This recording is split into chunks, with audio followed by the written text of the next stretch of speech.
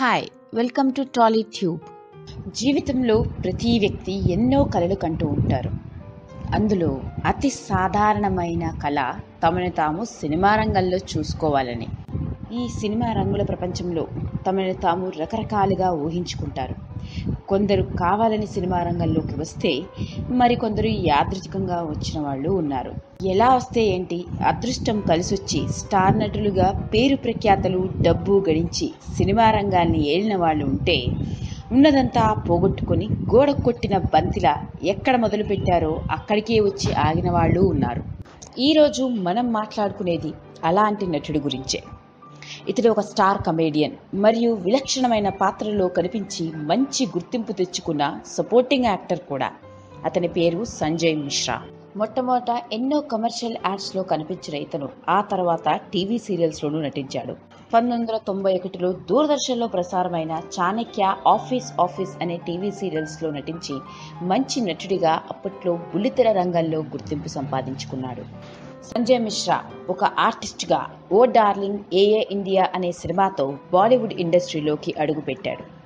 ఆ తర్వాత star director అయిన రామ్ గోపాల్ వర్మ దర్శకత్వంలో వచ్చిన సత్య, దిల్సే వంటి సినిమాల్లో సపోర్టింగ్ ఆర్టిస్ట్గా నటిస్తూ వచ్చాడు. మొదట చిన్న చిన్న పాత్రలతో సినిమా కెరియర్ స్టార్ట్ చేసిన ఇతను ఆ తర్వాత స్టార్ కమేడియన్ రేంజ్కి ఎదిగాడు. ఇక ఆ తర్వాత Bunty Aur Babli, Apna Sapna money money, Prem Ratan Dhan Payo, Golmaal returns, Jolly LLB 2, Baaghi, Dilwale వంటి సినిమాల్లో స్టార్ హీరోలందరితో నటించి కమేడియన్గా మంచి గుర్తింపు తెచ్చుకున్నాడు. నిజానికి 2006వ సంవత్సరం ఈయన సినిమా కెరియర్నే ఒక మలుపు తిప్పిందని చెప్పాలి. ఈయన నటించిన గోల్మాల్, ధమాల్ సినిమాలు సూపర్ హిట్స్ అవడంతో వరుస సినిమా అవకాశాలతో బిజీ ఆర్టిస్ట్గా మారిపోయాడు. అంతేకాదు, క్యారెక్టర్ ఆర్టిస్ట్గా ఆఖో దేఖీ అనే సినిమాలోని నటనకు గాను best Filmfare character artist award కూడా అందుకున్నాడు.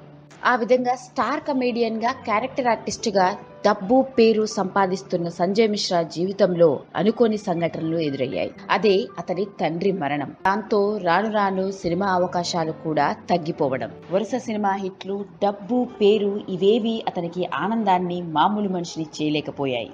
జీవితం మీద విరక్తితో కుటుంబానికి దూరంగా వీటన్నిటినీ వదిలేసి ఋషికేశ్ వెళ్ళిపోయాడు.